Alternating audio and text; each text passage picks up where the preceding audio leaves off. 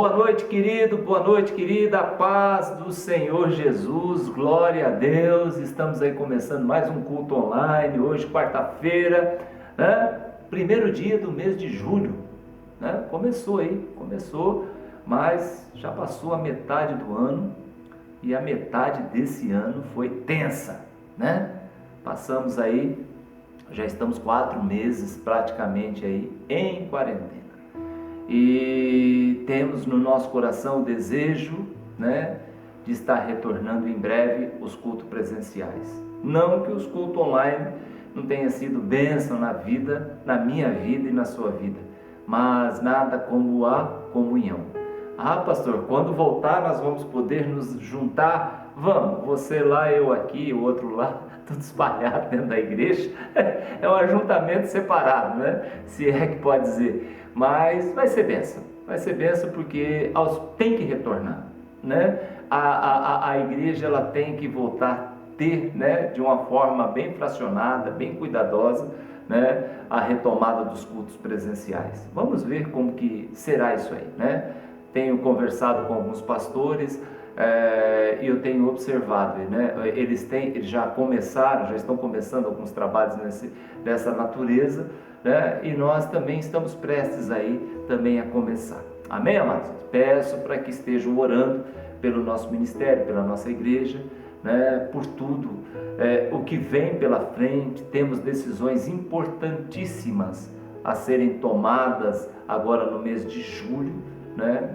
Decisões que implicam, né, na questão do templo, aluguel, né, conversa com o proprietário e por aí vai.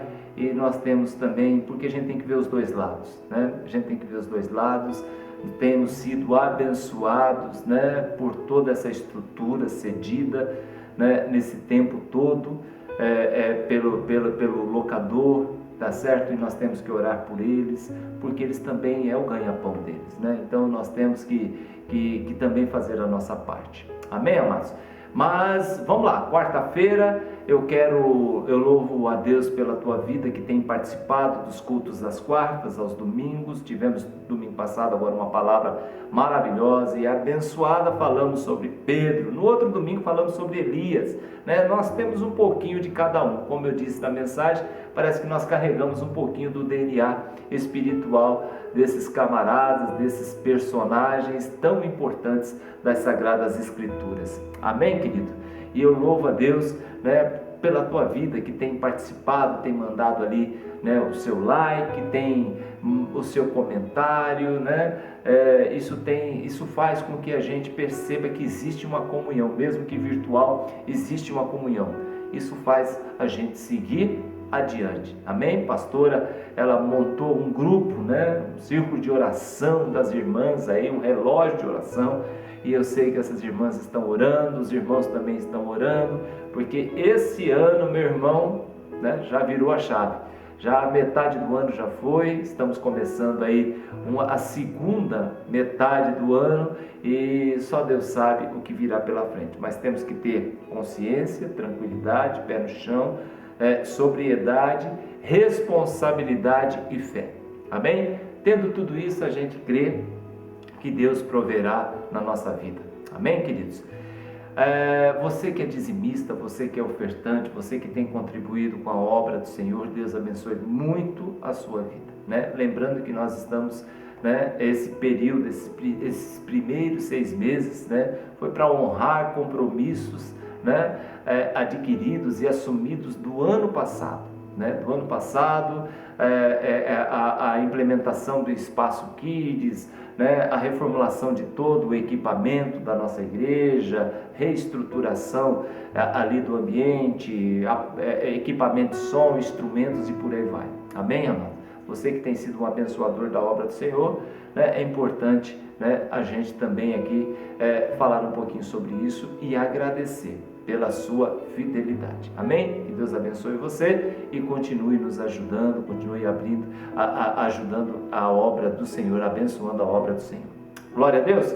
Um beijo aí para as nossas crianças, nossos jovens, adolescentes, nossos anciãos, amo demais vocês, a família. Essa semana aí, para a semana que vem, já sai a definição sobre o encontro de casais, que seria realizado em setembro, né? Mas essa semana os irmãos aí já devem receber, né, uma notificação, as informações a respeito do próximo encontro de casais. Amém? Vamos para a palavra do Senhor nesta noite abençoada. Você pode abrir a sua Bíblia em Lucas, Evangelho de Lucas. Lucas, o médico amado, né?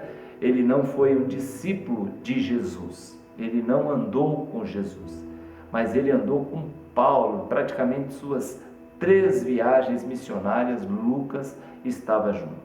Lucas era o escrevente, era o cara que escrevia as viagens, né? Como as coisas aconteciam, né? Então Lucas ele tem um cuidado, até a escrita, até a forma de escrever de Lucas é diferente dos outros evangelistas. E eu amo demais, né, as leituras que estão aqui, né, no Evangelho de Lucas. E ele vai contar a história de um cego, né?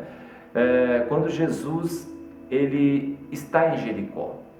E a palavra do Senhor diz que chegando, capítulo 18, verso 35 em Lucas, tá bom? 18, 35 está escrito.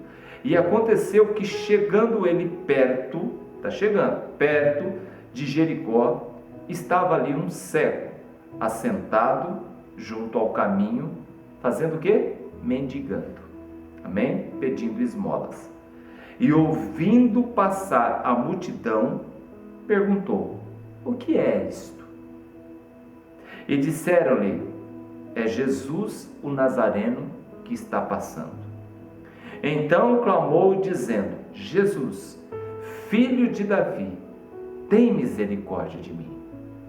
E os que iam passando repreendiam o cego para que ele se calasse. Mas quanto mais repreendiam, mais ele clamava ainda mais alto, dizendo: Jesus, filho de Davi, tem misericórdia de mim. Então Jesus, parando, mandou que lhe trouxesse aquele cego. Então, chegando, ele perguntou-lhe, dizendo: que queres que eu te faça? E ele disse: Senhor, que eu veja. E Jesus disse: vê, a tua fé te salvou. Logo viu e seguiu, o glorificando a Deus, e todo o povo, vendo isto, louvava a Deus. Amém? Tremendo, né? É maravilhosa essa história. Amém, amados? E eu quero falar um pouquinho quero pensar um pouquinho hoje com você aqui a respeito desse texto. Esse texto, ele diz que Jesus está chegando em Jericó. E ele está caminhando e juntamente com Jesus vai uma multidão. Então você imagina a turba, né? O volume de gente, tanta gente conversando, tanta gente falando, e de repente tem um cego à beira do caminho. Ele ouve e pergunta: o que está acontecendo? Por que essa multidão está passando? Por acaso é Herodes que está visitando Jericó? Não, não é Herodes. É Pilatos, né, que vem de Jerusalém para visitar Jericó, está passando? Não. É César que está passando? Não. Não é César, não é Pilatos, não é Herodes. É Jesus. Quando diz que é Jesus, Bartimeu, ele parece que há um insight nele, parece que há algo uma chama dentro de Bartimeu que o leva a clamar, a buscar. Ele começa a clamar para Jesus, dizendo: Jesus, filho de Davi. Ou seja, ele reconhece quem é Jesus, a linhagem de Jesus e qual é a sua missão. Jesus, filho de Davi, tem misericórdia de mim. Eu acho engraçado que se estivesse passando por ali Herodes, não ia adiantar nada a Bartimeu gritar. Herodes não tem a cura para Bartimeu. Se fosse Pilatos que estivesse passando ali, não adiantaria aquele cego clamar e gritar. Se fosse o próprio César, o imperador de Roma, passando ali, De que valeria, né, Bartimeu clamar e gritar? Mas quando ele sabe que na verdade quem está passando ali é o Filho de Deus, o Messias, aquele que tem todo o poder e toda a glória para curar, para libertar, para salvar, então ele grita. Ele grita: Jesus, Filho de Davi, tem misericórdia de mim. E ele grita mais alto: Jesus, Filho de Davi, tem misericórdia de mim. As pessoas tentam abafar o grito de Bartimeu, dizendo: cale-se, ele jamais vai poder te ouvir. Talvez Bartimeu pense: olha, se fosse Pilatos, com certeza ele não iria me ouvir. Bartimeu talvez ele pense: se fosse Herodes, com certeza ele não iria dar ouvido. Se fosse César, muito menos ele iria dar ouvido. Mas o Cristo, o Filho de Deus, ele ouve a oração, ele ouve o clamor, ele ouve aquele que o busca. Então ele gritou mais alto, e o texto ainda diz: e gritava mais alto: Jesus, Filho de Davi, tem misericórdia de mim. Por que eu estou falando sobre esse assunto hoje? Porque muitas vezes nós depositamos a nossa fé e a nossa esperança em quem não pode resolver, em quem não tem a palavra final, em quem não tem a condição, não tem o poder de mudar a minha e a sua história. E muitas vezes Jesus está passando pela nossa vida e nós estamos quietos. Muitas vezes a gente está prestando atenção em todo o movimento, a gente está vendo passar toda essa situação que nós estamos vendo passar hoje no mundo, no Brasil, na nossa cidade, e nós estamos gritando, estamos clamando, estamos buscando solução para os nossos problemas, para as nossas inquietações, para as nossas deficiências nas pessoas erradas. Estamos muitas vezes buscando no Pilatos, nós estamos buscando muitas vezes no Herodes, estamos buscando no César, e nós estamos esquecendo que Jesus está passando, e nós não estamos clamando a Ele. O que eu quero com isso hoje, meu irmão? Convocar você para um clamor ao Senhor, um clamor para aquele que verdadeiramente pode resolver. Há uma multidão ali naquelas ruas de Jericó, há uma multidão seguindo Jesus. Talvez há uma outra multidão, de muitas pessoas, de mendigos, de pedintes, de pessoas pedindo esmolas, de deficientes. Mas Bartimeu, ele se incomodou com aquilo, falou assim: peraí, se não é Pilatos, se não é Herodes, se não é César, só pode ser o Filho de Deus. Jesus, Filho de Davi, tenha misericórdia de mim. E quando Bartimeu clama, as pessoas tentam abafar o clamor. Meu irmão, há muitas coisas que querem abafar o seu clamor diante do Senhor.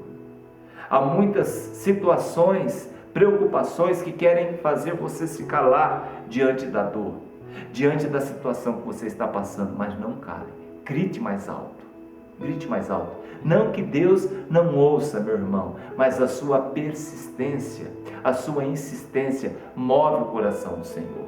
E quando Bartimeu continua gritando, o que acontece? Então Jesus para. Eu gosto de pensar o seguinte: quando ele para, tudo para, o universo para, os anjos do céu param, o reino da glória para, porque o Filho de Deus parou. E quando ele para, alguma coisa acontece. Lembra da mulher do fluxo de sangue? Lembra, daquela situação que ela tocou, e ao tocar a orla do vestido do Senhor, o que acontece? Ele para porque dele saiu virtude. Então, meu irmão, quando Jesus para, quando Jesus para, tudo para.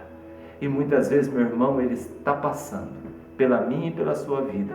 Nós não clamamos, as coisas não acontecem, não se desenrolam. E muitas vezes a gente fala: por que as coisas na minha vida não vão para frente? Por que essa situação não é modificada, não é mudada? Talvez porque nós não estamos clamando a pessoa certa. Bartimeu, ele clama, Jesus para e diz: traga-o aqui. Então as pessoas, talvez, aquelas mesmas pessoas que disseram para Bartimeu: ô mendigo, cala a boca, fica quieto, são essas mesmas pessoas que chegam para ele. E no Evangelho de Marcos é interessante porque dá detalhes e diz: o mestre te chama, ele te chama. Ah, meu irmão, o coração de Bartimeu já começou a bater diferente. A palavra lá em Marcos diz que ele lança de si a sua capa. Aquela capa que ele carregava era a capa de mendigo. Era a sua identificação. Era aquilo que, né? Aquilo que mostrava quem era Bartimeu. Uma capa suja, uma capa rançosa, uma capa de um cego pedinte à beira do caminho. Então ele lança de si aquilo, se coloca em pé num salto e é levado pelas mãos de outro até a presença do Senhor Jesus. Agora você imagina, Jesus está parado e Bartimeu chega e está agora posto à sua frente. E Jesus pergunta para um cego, e é aquelas coisas que Jesus faz que às vezes a gente fica, né, bolado, como diz o jovem, né? A gente fica... Jesus pergunta para ele, que Jesus pergunta para um cego, que queres que eu te faça? Oh meu Deus, o Bartimeu poderia dizer, eu quero uma bengala nova, eu quero um cão-guia. Não, Bartimeu ele diz, que eu veja, eu quero ver. Você sabe o que Bartimeu pediu? Aquilo que ele precisava, necessitava para ter uma vida melhor. Ele não pediu algo para se engrandecer, para ser rico, né? Para que a soberba subisse. Não, né? Ele não pediu nada para se ostentar, ele pediu o básico. Quando você pede o básico para o Senhor, Ele te dá o básico e muitas vezes acrescenta muitas outras coisas na nossa vida. Salomão um dia pediu para o Senhor, depois que Deus perguntou para ele, Salomão, o que você quer que eu te dê? Bens, fazendas, império, vitória sobre os inimigos. Ele falou, Senhor, eu quero sabedoria para comandar esse povo. E Deus dá para Salomão o básico, a sabedoria, e acrescenta todas as demais coisas. Você imagina como era a vida do mendigo que não enxergava? E você imagina agora como que será a vida do Senhor, né? Bartimeu, o homem que agora vê, que é fruto de um milagre, aonde agora ele pode constituir, voltar para a sua família, aonde ele pode trabalhar, aonde ele pode construir a sua vida. O básico o Senhor Jesus dá. As demais coisas, elas vêm, elas são acrescentadas na nossa vida. Então Jesus pergunta para Bartimeu, o que queres que eu faça? Bartimeu responde, que eu quero ver, que eu veja. E Jesus disse, então veja, a tua fé te salvou, a tua insistência salvou, o seu clamor te salvou, né? A sua oração te salvou, a sua persistência em clamar e buscar te salvou. Então veja, Bartimeu, veja. E aí, meu irmão, eu acho lindo também essa cena. A primeira coisa que Bartimeu viu é quem estava na frente dele. Quando Bartimeu volta a enxergar, a primeira coisa que Bartimeu vê é a face do Senhor Jesus. Nós andamos cegos muito tempo, né? Sem enxergar verdadeiramente quem é Deus, meu irmão. Andamos pisando num campo minado que às vezes explodia e a gente se perdia, a gente se mutilava no mundo. Mas quando nós entregamos a nossa vida a Cristo, a primeira coisa que nós vemos é Cristo na nossa vida. Então nós temos que entender que ao entregar nossa vida para Cristo, a primeira coisa que nós temos que ver na nossa vida é Cristo. Amém? Você tem buscado o Senhor? Ou você tem buscado a César, Herodes ou Pilatos? Você tem olhado para a política? Para esse ranço de política que a gente tem visto? Né? Muitas vezes está preocupado, gasta-se tempo falando de política o dia todo e não busca, não gasta 5 minutos em oração ao Jesus, nosso Senhor, o Filho de Davi, aquele que é o único que pode mudar a minha e a sua história. Amém?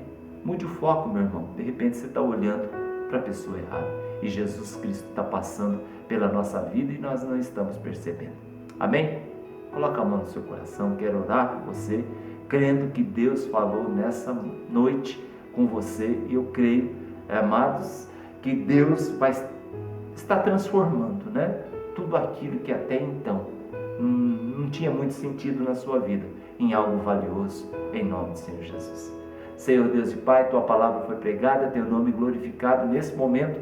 Coloca a vida desse irmão, dessa irmã, que está vivendo uma vida, Pai amado, confusa, não está enxergando, não está vendo, né, as maravilhas da glória do Senhor sobre as suas vidas. Em nome do Senhor Jesus, que veja, que seja curado da inquietação, da ansiedade, da angústia, da tristeza, do mal do século, que é a depressão, que possa verdadeiramente ver a glória, as maravilhas do Senhor, e ver verdadeiramente, sentir verdadeiramente que quem está passando pela vida de cada um e tem o poder de mudar é Cristo Jesus.